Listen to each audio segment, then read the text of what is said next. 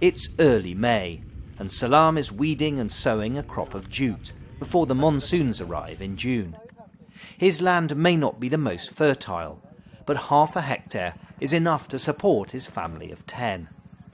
But like Salam's family, Bangladesh's population has been growing at an incredible rate, forcing people to cultivate marginal areas of land that have a higher risk of flooding. When the country gained full independence in 1971, there were 75 million people living here. Today, the same land has to support more than twice as many mouths.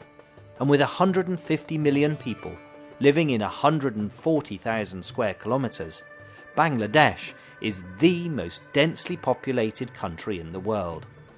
To put it another way, it's the same as having 275 million people living in the UK. As well as putting pressure on the land, having so many people's depleting resources, making catastrophic flooding more likely. Most people use wood for cooking and as the main building material. And as the population's grown, so too has the number of trees being cut down. And that means when it rains, the water gets to river channels much more quickly, increasing the risk of flash floods. But it's not just the Bangladeshi population putting more pressure on the land. In Nepal and China, irrigation and increased ploughing are creating more and more silt. This gets washed off the land and deposited further down the rivers in Bangladesh. It's causing them to silt up and raising the level of their beds, a process called aggradation. These rivers have been actually silted up. Our rivers are no longer able to carry all the water, the entire catchment area, combined Ganges, Brahmaputra, Meghna catchment basin. So we know that the discharge capacity has shrunk quite a bit. So with the same quantum of water available, now there are frequent overtopping of river banks. That's causing major floods. A few years ago, this used to be a major channel and was vital to carry water away in times of flood. But so much sand and silt has been deposited on the riverbed that each time the floods come, the water covers previously safe areas of land. But deforestation and changing agricultural practices aren't the only human factors contributing to flooding. This is what rush hour looks like in downtown Dhaka. As Bangladesh's population has grown, so too have its cities. Buildings, roads and other hard surfaces increase runoff, and poor planning mean there's little infrastructure to take water away. In Dhaka city there were large areas which were low-lying areas, so in the monsoon season, when the flood season came, the water would go and accumulate there rather than coming into our roads and houses. But those lands are now being filled up and houses are being built. So where does the water go?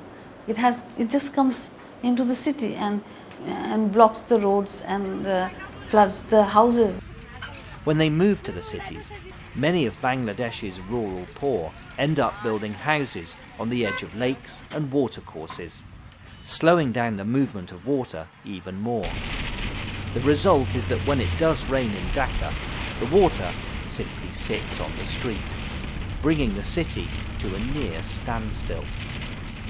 But the increased frequency and severity of flooding isn't just due to the people of Bangladesh. Every single person on the planet is involved too.